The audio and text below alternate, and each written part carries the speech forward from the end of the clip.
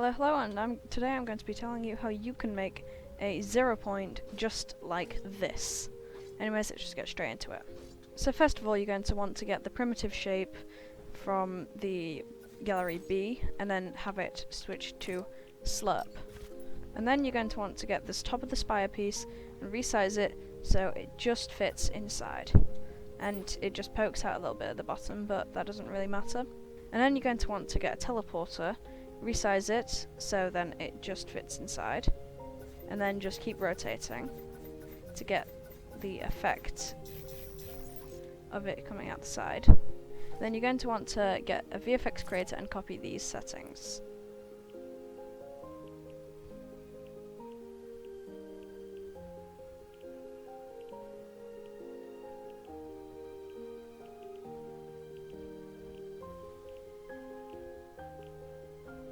And once you have the VFX creator, just put it in the middle of your 0 point, and I placed it off center.